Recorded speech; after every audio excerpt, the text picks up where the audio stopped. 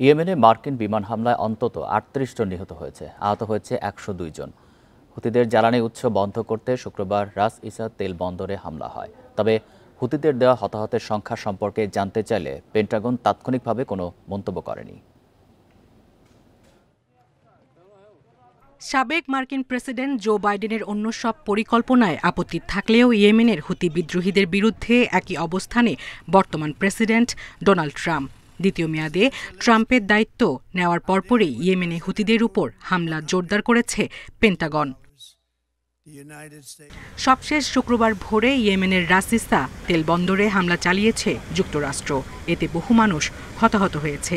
ইয়েমেনে চালানো মার্কিন বাহিনীর সবচেয়ে ভয়াবহ হামলার মধ্যে এটি একটি।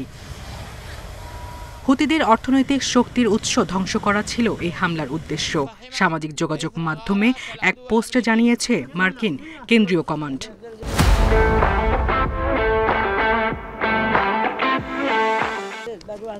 এই রাস ইসা ইয়েমেনের অন্যতম তেল পাইপলাইন ও বন্দর। রাস ইসা, হোদেইদা এবং আস-সালিফ বন্দর দিয়ে প্রায় ৭০% আমদানি এবং ৮০% মানবিক সহায়তা ইয়েমেনে পৌঁছায়। লোহিত সাগরে জাহাজ চলাচলের উপর হুতিদের হামলা বন্ধ না হওয়া পর্যন্ত গোষ্ঠীটিকে লক্ষ্য করে হামলা চালানোর হুঁশিয়ারি দিয়েছে ওয়াশিংটন। চলতি বছরের মার্চের মাঝামাঝি থেকে ইয়েমেনে মার্কিন হামলায় শতাধিক মানুষ নিহত হয়েছে, আহত হয়েছে ২৫০-র বেশি, যাদের বেশিরভাগই বেসামরিক নাগরিক। ২০২৩ সালের নভেম্বর থেকে লোহিত সাগরে চলাচলকারী ইসরায়েলি এবং মার্কিন জাহাজে শতাধিক হামলা চালিয়েছে হুতিরা।